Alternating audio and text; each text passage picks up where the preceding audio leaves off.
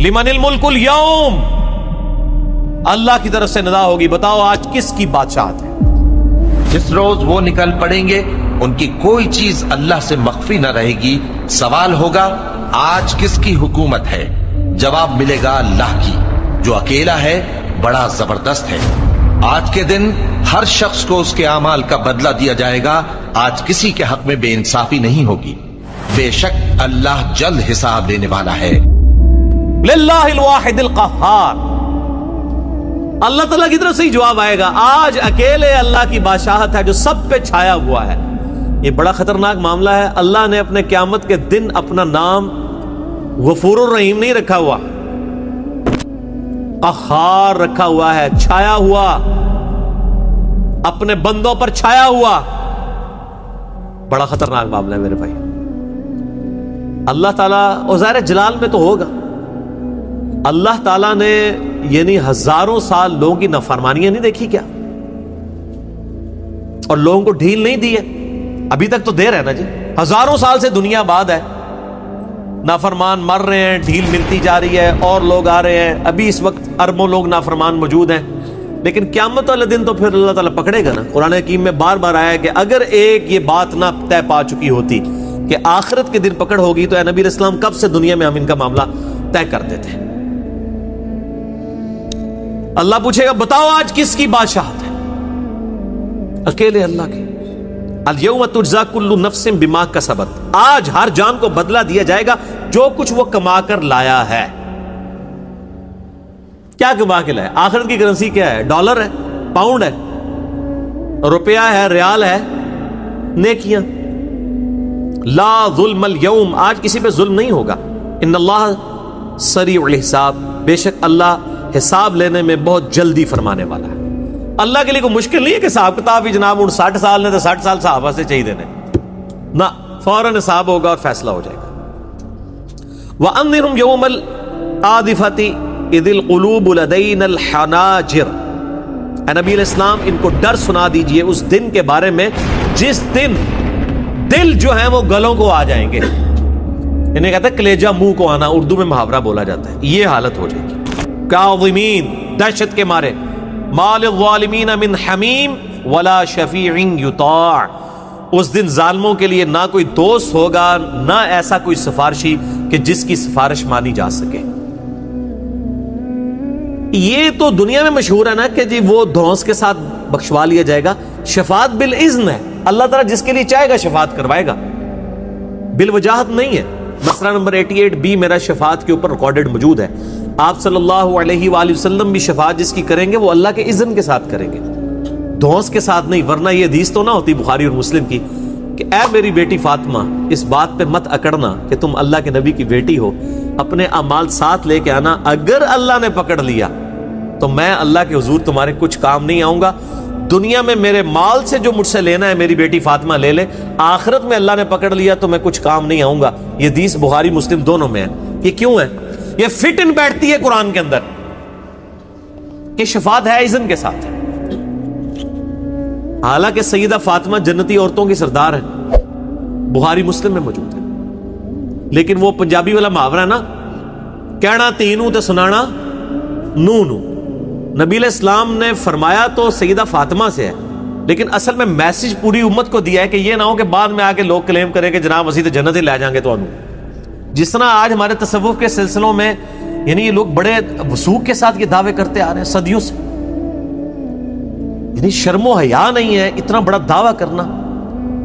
उन बुजुर्गों ने नहीं किए होंगे, यकीनन उनके मानने वालों ने उनकी तरफ मंसूब कर दी, और अगर उन बुजुर्गों ने भी किए तो गलत किए। और मैं अक्सर कहता हूं कि बुजुर्गों की हमें धौंस लगा रहे होते हैं कि जी उन्होंने कलमा पढ़ाया, ये किया। हम ये कहते हैं अल्लाह के बंदो कि अगर आप समझते हैं कि इस्लाम की कोई खिदमत सिर्फ कलमा पढ़ाना ही है और कोई इस्लाम की खिदमत नहीं है, तो कलमा तो कादियानियों ने भी पढ़ा हुआ है। और सुन्नियों से पूछें तो शिया के बुजुर्गों ने ईरान में शिया को भी कलमा पढ़ाया, वो उनका कलमा मानने के लिए तैयार नहीं होंगे। उनसे पूछेंगे वो सुन्नियों का कलमा मानने के लिए, तो उनके बुजुर्ग नहीं गुजरे, इनके बुजुर्ग हैं तो उनके बुजुर्ग भी हैं। और वो कहेंगे कि अगर हमारे बुजुर्ग हैं तो इनके बुजुर्ग भी हैं। तो अल्लाह ताला फरमा रहा है कि उस दिन कोई शिफात नहीं कर सकेगा। यअलमु खाइनतल अयुन, اللہ جانتا ہے جو خیانت ہے لوگوں کی آنکھوں میں، آنکھوں کی جو خیانت ہے اس کو بھی اللہ تعالیٰ جانتا ہے۔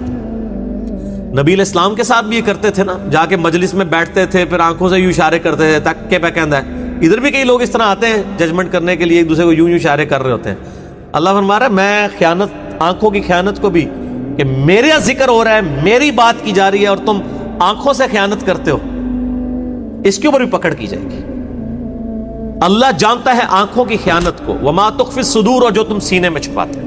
کس نیت کے ساتھ آئے ہو درس قرآن سننے کے لیے، کس نیت کے ساتھ آئے ہو نبی صلی اللہ علیہ وآلہ وسلم کی مجلس میں، اللہ کو پتا ہے۔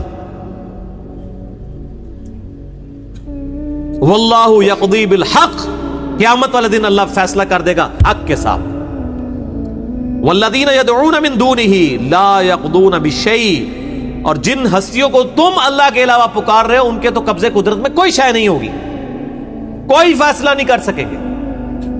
یہاں پہ وہ کہتے ہیں جناب نہیں جی، انہوں نے تو وعدہ کیا ہوا ہے کہ جی میں تو اس وقت تک جنت میں نہیں جاؤں گا جب تک سارے مریدین نہ لے جاؤں۔ میں یہ پوچھتا ہوں، بخاری مسلم کی حدیث ہے کہ میری بیٹی فاطمہ، تو بھی نہ اس بات پہ اکڑنا کہ تم میری بیٹی ہو، اپنے اعمال ساتھ لے کے آنا۔ سب سے بڑا پیر تو یہ کہہ رہا ہے محمد رسول اللہ صلی اللہ علیہ وآلہ وسلم۔ بھئی کسی صحابی نے یہ کہا ہے کہ میں جنت میں نہیں جاؤں گا جب تک میں اپنے سارے گھر والے نہ لے جاؤں؟ تو یار یہ جو لوگ یہ دعوے کر رہے ہیں، یا تو یہ دعوے کرنے والے ان کے بارے میں جھوٹ بول رہے ہیں، یا جو وہ خود دعوے کر رہے ہیں وہ سب سے بڑے جھوٹے ہیں، انہوں نے آپ کو دھوکہ دیا ہوا ہے۔ مرد ہی لگ پتا جائے گا، پتہ نہیں لگے گا، لگ پتا جائے گا، لیکن اس وقت فائدہ کوئی نہیں ہونا۔ اللہ تعالیٰ فرماتا ہے کوئی کسی کے قبضے میں کوئی شے نہیں ہے۔ ان اللہ هو السمیع البصیر، بے شک اللہ تعالی سننے والا ہے، دیکھنے والا ہے، سب کچھ اللہ کے علم میں ہے، سن بھی رہا ہے، دیکھ بھی رہا ہے کہ یہ کیا حرکتیں ہو رہی ہیں، لیکن ڈھیل دے رہا ہے، پکڑے گا ایک باری، ڈوری کھینچے گا آخرت کے دن۔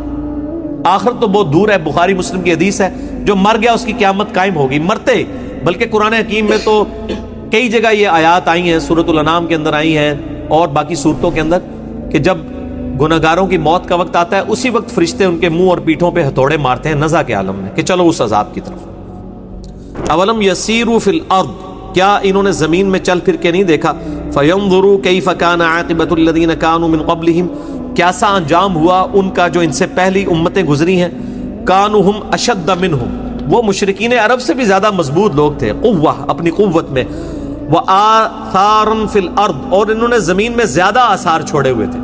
اب یہ دیکھیں جو یہ پیرامڈز آف گیزا ہیں قاہرہ کے اندر، جو پیرامڈز اہرام مصر بنے ہیں، یعنی ان کو تقریباً 10,000 سال ہو چکے ہیں آلموسٹ، مشرکین عرب سے بھی یہ پہلے کے ہیں۔ تو اللہ تعالیٰ فرماتا ہے زمین میں چل پھر کے دیکھو، تم سے بڑے لوگ جنہوں نے بڑے بڑے نشان دنیا میں چھوڑے ہیں ان کو اللہ نے ملیا میٹ کر دیا، تم تو شاہی کوئی نہیں ہو۔ جو مصر کے فرعون تھے، فَأَخَذَهُمُ اللَّهُ بِذُنُوبِهِمْ، تو اللہ نے پکڑ لیا ان کو ان کے گناہوں کے سبب، وَمَا كَانَ لَهُم مِّنَ اللَّهِ مِن وَاقٍ، اور پھر اللہ سے ان کا کوئی بچانے والا نہ ہوا۔ ذَلِكَ بِأَنَّهُمْ كَانَتْ تَأْتِيهِمْ رُسُلُهُم بِالْبَيِّنَاتِ، یہ اس لیے کہ ان کے پاس ان کے رسول آئے تھے روشن نشانیاں لے کر، فَكَفَرُوا، تو انہوں نے انکار کیا، فَأَخَذَهُمُ اللَّهُ، تو اللہ نے انہیں پکڑ لیا۔ اور میں بار بار کہہ رہا ہوں انکار سے مراد یہ نہیں ہے کہ نبی کو رسول نہ مانا جائے، بلکہ انکار یہ بھی ہے رسول مان کے بھی اس کی بات نہ مانی جائے، یہ بھی انکار ہے۔ میرا ایک یوٹیوب کے اوپر کلپ ہے باغیوں کو نمازی بنانے والی ویڈیو، اس میں نے 5 حدیثیں پیش کی ہیں کہ جو نماز نہیں پڑھتا نبی صلی اللہ علیہ وآلہ وسلم اور صحابہ کے نزدیک وہ مسلمان نہیں ہے، وہ آپ کے شناختی کارڈ میں مسلمان ہے۔ لہٰذا یہ جب قرآن کی آیات آتی ہے لوگ سمجھتے ہیں یہ شاید کوئی وہ ٹرمپ کے بارے میں یا کلنٹن کے بارے میں یا بش کے بارے میں یا مودی کے بارے میں نازل ہوئی ہیں۔ اے اللہ دے بندو، تہاڈے ماں پیو دے بارے تہاڈے بارے بھی یہی نہ آیات نے، جے تسی بھی وہی کام کرو گے تے خالی خلی کلمہ پڑھنے سے کچھ نہیں ہونا، صرف کلمہ پڑھنے سے کچھ نہیں ہونا، آپ کے ساتھ بھی وہی معاملات ہونے ہیں، جسے فٹ اسے گفٹ۔ فَكَفَرُوا فَأَخَذَهُمُ اللَّهُ، انہوں نے انکار کیا، اللہ نے پکڑ لیا ان کو۔ إِنَّهُ قَوِيٌّ شَدِيدُ الْعِقَابِ، اللہ تعالیٰ بڑا طاقتور ہے اور سخت گرفت فرمانے والا، سزا دینے والا۔ لا الہ الا ہو، نہیں ہے کوئی معبود سوائے اس کے، الیہ المصیر، اور سب کو لوٹ کر اسی کی طرف جانا ہے۔ اور یہی عقیدہ جو انسان کا قبلہ درست کر رکھتا ہے کہ انسان کو مر کے لوٹ کے اپنے رب کے پاس جانا ہے. اگر یہ تلوار نہ لٹکی ہو تو کبھی بھی انسان کا قبلہ درست نہیں ہو سکتا، انسان کبھی بھی اپنی اصلاح نہیں کر سکتا. ما یجادل فی آیات اللہ الا الذین کفروا، اللہ کی آیات میں تو جھگڑا نہیں کرتے مگر وہی لوگ جو کہ انکار کرنے والے ہیں. انکار ایک تو عقیدے میں انکار ہے کہ آپ کتاب و سنت کو ماننے سے انکار کر دیں، اللہ اور اس کے رسول کو ماننے سے انکار کر دیں، اور ایک اعمال میں انکار ہے کہ آپ اللہ اور اس کے رسول عز و جل و صلی اللہ علیہ وآلہ وسلم کو مان رہے ہیں لیکن ان کی نہیں مان رہے. تو کفر کا ترجمہ انڈیا پاکستان بنگلہ دیش میں بڑا عجیب لیا گیا کہ اس سے مراد شاید ہندو، سکھ، عیسائی اور یہودی یہ لوگ ہیں. نہیں، کفر عملی بھی ہوتا ہے کہ ایک شخص اللہ کو مان رہا ہے لیکن اللہ کی نہیں مان رہا. صحیح مسلم میں حدیث ہے انٹرنیشنل نمبر کے مطابق کتاب الایمان چیپٹر میں 246 نمبر کہ آپ صلی اللہ علیہ وآلہ وسلم نے فرمایا بندے کے کفر اور اسلام کے درمیان فرق نماز ہے. اب وہ پاکستان کے شناختی کارڈ میں تو مسلمان لکھا جائے گا، نام مسلمانوں والا ہے، نماز نہیں پڑھ رہا، عملاً تو کافر ہے. اکثر لوگ جناب پوچھ رہے ہوتے ہیں باہر کے ملکوں سے، وہ جی جناب وہ یہاں پہ ہم اپنے مردوں کو کافروں کے قبرستان میں دفنا دیا کریں،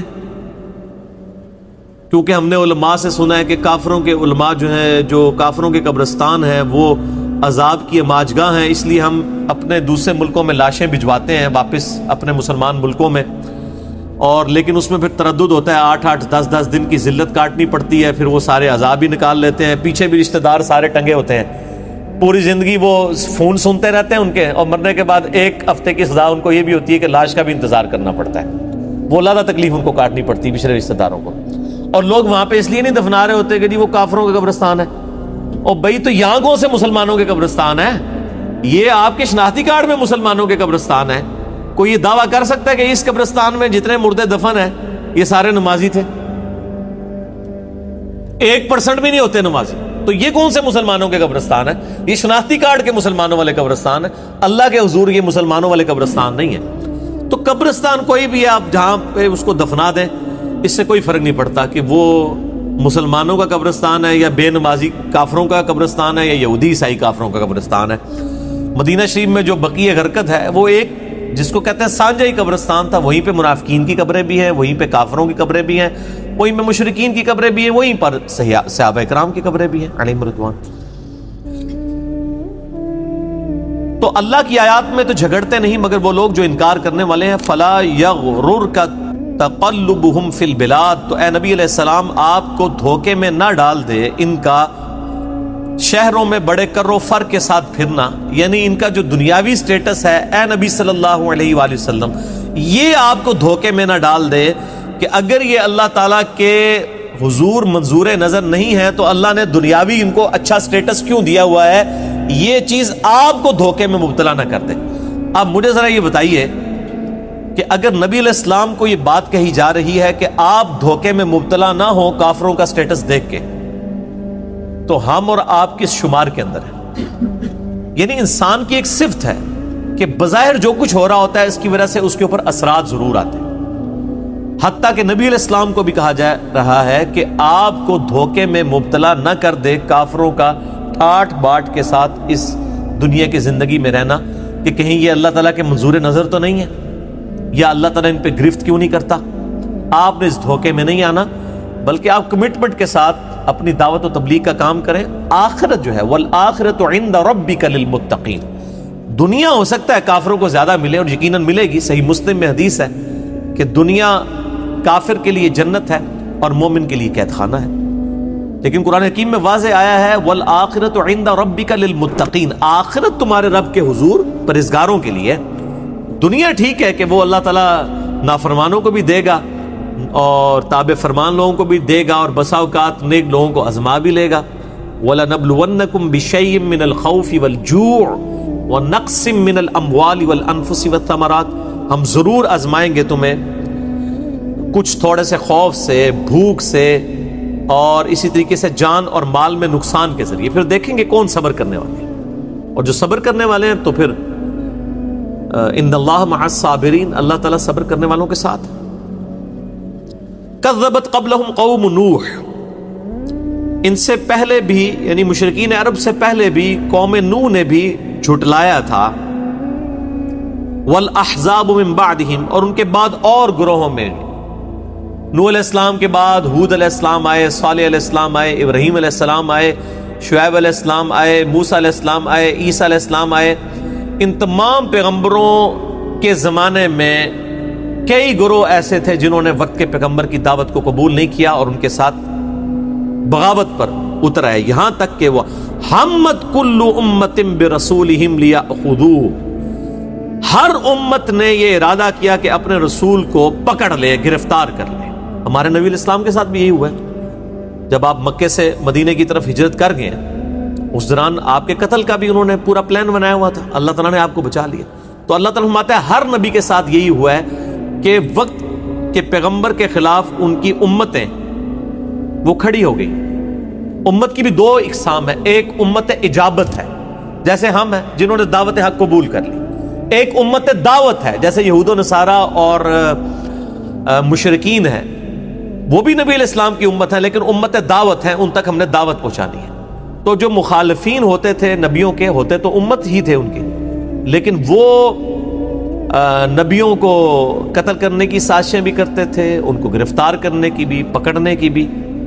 وجادلوا بالباطل، اور جھگڑا کرتے تھے ان کے ساتھ باطل طریقے کے ساتھ، لیدحضوا به الحق، تاکہ حق کو اس سے جھٹلا دے۔ فاخذتهم، پس ہم نے ان کو پکڑ لیا۔ فکیف کان عقاب، تو بتاؤ پھر میرا عذاب کتنا شدید ہوا۔ بیسیکلی اس میں دھمکی ہے، ظاہر پس منظر میں نبی علیہ السلام کی 10 سال کی دعوت ہے، مشرکین عرب میں سے صرف 125 کے قریب لوگ مسلمان ہوئے ہیں، اور وہ پھر تانا بھی دیتے ہیں کہ اگر تم سچے پیغمبر تھے تو ہم پر عذاب بھی نہیں آیا، تمہاری دعوت بھی اتنے لوگوں نے قبول نہیں کی۔ تو نبی علیہ السلام کو تسلی کی دی جا رہی ہے اور مشرکین عرب کو جواب دیا جا رہا ہے کہ دیکھنا جب اللہ کا عذاب آئے گا پھر ٹال نہیں سکتے۔ پھر عذاب آیا غزوہ بدر کی شکل میں، 70 سردار ان کے جو ہے وہ قتل ہوئے، اور اس کے بعد غزوہ خندق میں، اور پھر غزوہ حنین تو آخری قسط تھی مشرکین عرب پہ اللہ تعالیٰ کے عذاب کی۔ وَكَذَلِكَ حَقَّتْ كَلِمَةُ رَبِّكَ عَلَى الَّذِينَ كَفَرُوا، اور اسی طریقے سے تمہارے رب کی بات پکی ہو گئی، طے پا گئی ان لوگوں پر جو کہ انکار کرنے والے تھے، انہم اصحاب النار، کہ وہ ہیں دوست کی۔ یعنی دنیا میں تو یہ معاملہ ہے ہی ہے کہ عذاب آئے گا، اور دنیا میں اگر کسی پر عذاب کی قسط نہ بھی آئی، آخرت کا معاملہ اس کے اوپر ہے کہ وہ دوست کی ہیں، وہ آخرت کا عذاب تو ٹلنے والا نہیں ہے۔ اب بڑی اہم ترین آیات آ رہی ہیں اگلی۔ اہل ایمان کی اللہ کے حضور کیا وقعت ہے، کیا عزت ہے، اس حوالے سے اللہ تعالیٰ نے یہ پوری کائنات جو ہے وہ انسان کے لیے پیدا کی ہے، اور انسان کو اپنے لیے پیدا کیا۔ وما خلقت الجن والانس الا لیعبدون، اور کس حد تک کہ اس کائنات کی ہر مخلوق اللہ نے انسان کی خدمت میں لگائی ہوئی ہے، چاہے وہ سورج ہو، چاند ہو، ستارے ہوں، ایون فرشتے بھی، وہ بھی انسانوں کا ذکر کر رہے ہوتے ہیں۔ اب یہ وہ آیات آ رہی ہیں قرآن حکیم میں، سورۃ المؤمن کی اہم ترین آیات ہیں۔ الذین یحملون العرش، اللہ کے وہ فرشتے جو کہ عرش کو اٹھائے ہوئے ہیں، ومن حولہ، اور جو عرش کے ارد گرد ہیں، یسبحون بحمد ربہم، وہ تمہارے رب کی حمد بیان کرتے ہیں تسبیح کے ساتھ، جو صحیح بخاری میں آیا کہ ان کے کلمات کیا ہوتے ہیں، سبحان اللہ وبحمدہ، سبحان اللہ العظیم۔ وَيُؤْمِنُونَ بِهِ، اور ایمان رکھتے ہیں اللہ پر، وَيَسْتَغْفِرُونَ لِلَّذِينَ آمَنُوا، اور وہ جو فرشتے اللہ کے عرش کو تھامے ہوئے ہیں، اللہ کے عرش کے گرد اللہ کی تسبیحات بیان کرتے ہیں، وہ کرتے کیا ہیں؟ وہ استغفار کرتے رہتے ہیں ایمان والوں کے لیے۔ اللہ نے ان کی یہ ڈیوٹی لگائی ہے کہ میرے جو ایمان والے بندے ہیں ان کے لیے دعا مانگو، مجھ سے استغفار کرو ان کے گناہوں کی بخشش کے لیے۔ یہ ایمان والے ہیں، یہ شناختی کارڈ والے نہیں ہیں مسلمان۔ ایمان والے وہ ہوتے ہیں جو بات مان لیں۔ اور ربنا وسعت کل شیء رحمہ، اور دعا کیا کرتے ہیں؟ اے رب ہمارے، تیری رحمت نے ہر چیز کو اپنا وسعت سے گھیرے ہوئے ہے، وعلما، اور تیرے علم نے، فاغفر للذین تابوا، پس تو بخش دے ان لوگوں کو جو واقعی توبہ کر لیں، واتبعوک سبیلک اور تیرے راستے کی پیروی اختیار کر لیں. دیکھ لیں جو میں نے بات کی تھی نا کہ انڈیا پاکستان بنگلہ دیش کی توبہ یہ ہے کہ گناہ بھی دب کے کرو تو توبہ بھی دب کے کری آؤ. اور قرآن حکیم کی توبہ یہ ہے کہ وہ فرشتے کس کے لیے دعا کرتے ہیں کہ جو لوگ توبہ کریں وَاتَّبَعُوا سَبِيلَكَ اور تیرا راستہ اختیار کر لیں. قرآن حکیم میں تو خالی توبہ ہے ہی نہیں ہے, ایک خالی کھلی توبہ جڑی ہے, ایک کھوکھلی توبہ تو ہے ہی نہیں ہے. تو فرشتے دعا ان کے لیے کر رہے ہیں جو توبہ کر کے سیدھا راستہ اختیار کر لیں. وَقِهِمْ عَذَابَ الْجَحِيمِ اور اے اللہ ان کو بچا لے عذاب جہنم سے, دوزخ کے عذاب سے کہ انہوں نے تیرا راستہ اختیار کر لیا. ربنا وادخلهم جنات عدن التي وعدتهم اے رب ہمارے اپنے ان مومن بندوں کو داخل فرما دے ہمیشہ کی جنتوں میں جن کا تو نے ان سے وعدہ کیا. دیکھیں فرشتوں کو کون سی مصیبت پڑی ہوئی ہے کہ وہ ہمارے لیے دعا کریں, ان کے لیے تو کوئی مسئلہ نہیں ہے. لیکن انسان کتنی اہم مخلوق ہے, اللہ کی کریشن کا کیسا کلائمیکس ہے کہ فرشتے بھی, عرش کو تھامنے والے فرشتے اور اس کے گرد طواف کرنے والے فرشتے, وہ بھی یہ دعا کر رہے ہیں اللہ جو توبہ کریں, جو سیدھا راستہ اختیار کر لیں, اے اللہ ان کو معاف کر دے, ان کو ایسی ہمیشہ کی جنتوں میں داخل فرما جن کا تو نے ان سے وعدہ کیا ہے, انہیں دوزخ کے عذاب سے بچا لے. ومن صلح من آبائہم وازواجہم وذریاتہم اور اے اللہ جو کوئی نیکوکار ہیں ان کے والدین میں سے, ان کی بیویوں میں سے, ان کے بچوں میں سے بھی, ان کو بھی جنت میں ان کے ساتھ کر دے. اللہ اکبر کبیرہ والحمد للہ کثیرہ وسبحان اللہ بکرۃ واصیلہ. یہی وہی آیت ہے جس کا میں اکثر ذکر کرتا تھا کہ اگر کسی شخص کی اولاد نیک ہے, ماں باپ اتنے نیک نہیں ہیں لیکن 33 نمبر لے کے پاس ہو چکے ہیں وہ, یعنی وہ نماز روزہ سب کچھ کرتے ہیں اور بالکل ڈیٹم پوائنٹ پہ وہ جنت تک پہنچنے میں کامیاب ہو گئے ہیں, لیکن اولاد جو ہے وہ جنت کے اعلیٰ ترین درجے میں ہے, ماں باپ جو ہیں وہ بالکل ریتی نمبر لے کے پاس ہوئے ہیں, تو اللہ تعالیٰ ان فرشتوں کی دعا کی برکت سے اور اس نیک بندے کی لاج رکھتے ہوئے ان کے ماں باپ بیوی بچوں کو بھی اعلیٰ درجے کی جنت میں ساتھ کر دے گا. یہ تو بہت بڑا ہی ایک انسینٹیو ہے. بہرحال شاید اسی لیے لوگ اپنا ایک بچہ حافظ قرآن بنا رہے ہوتے ہیں. انہوں نے نہیں جانا پائی ایک کنو کڈ لو, ایڑے لولے لنگڑے حافظ قرآن تسی بنا کے کڈ رہے ہو نا, انہوں تے فضیلت نہیں ہے. قرآن کے حلال کو حلال جاننے والا, حرام کو حرام جاننے والا, قرآن پہ عمل کرنے والا. آپ میرا یوٹیوب پہ ذرا کلپ لکھیں حافظ قرآن کی فضیلت تو پتہ چلے کہ اس طرح دا حافظ قرآن تے شاید لکھیں جی بھی نہ تو لبے, لاکھوں میں ایک حافظ قرآن بھی ایسا نہ ملے جس کے بارے میں یہ فضیلت آئی ہے. تو یہ بات یاد رکھیے گا, جس طرح آپ کے کھانے سے آپ کا پیٹ بھرنا ہے نا, کسی اور کے کھانے سے آپ کا پیٹ نہیں بھرنا, اسی طریقے سے آپ نے نیک عمل اختیار کرنے ہیں تو آپ نے جنت میں جانا ہے. آپ کے بچوں کی جیسے آپ نے جنت میں نہیں جانا, کیونکہ یہ الفاظ دیکھیں وَمَن صَلَحَ اور اے اللہ ان نیک بندوں میں سے وَمَن صَلَحَ جو نیکوکار ہیں, من آبائہم ان کے آباء و اجداد میں, وازواجہم ان کی بیویوں میں, وذریتہم اور ان کی اولاد میں. یعنی یہ جو نیک بندہ ہے اگر اس کے ماں باپ بیوی بچے نیک ہیں تو ان کو ساتھ کر دے. کلیئر ہو گیا؟ اے نہیں کہ پتر حافظ قرآن ہے پیو جڑا ہے وہ چرسی پوڈری ہے تو وہ بھی نال ہو جائے گا, نہیں. وَمَن صَلَحَ جو صالح ہے اللہ, اگر ان کے ماں باپ صالح ہیں یعنی وہ ریتی نمبر لے کے پاس ہو کے جنت میں پہنچ چکے ہوئے ہیں, تو یہ تو چونکہ اعلیٰ کلاس میں ہے, دنیاوی اعتبار سے یہ تو رہ رہا ہے F11 کے اندر, ٹھیک ہے نا جی. اور ماں باپ جو رہ رہے ہیں وہ جناب رہ رہے ہیں 22 نمبر چنگی پہ بکرا منڈی, تو یا اللہ ان کو F11 میں کرتے ساتھ, ٹھیک ہو گیا جی. لیکن اگر ڈیٹم لیول بھی اچیومنٹ نہیں ہے پھر کوئی نہیں. انک انت العزیز الحکیم بے شک تو غالب ہے حکمت والا ہے. العزیز الحکیم ہمیشہ آتا ہے, یعنی غالب ایسا ہے کہ جب چاہے پکڑ سکتا ہے اپنے نافرمانوں کو, لیکن حکمت ہے ڈھیل دیتا ہے. حکمت کا تقاضا ہے کہ ڈھیل دیتا ہے, اور پھر اللہ تبارک و تعالی آخرت میں پکڑے گا, دنیا میں ڈھیل دیتا رہتا ہے.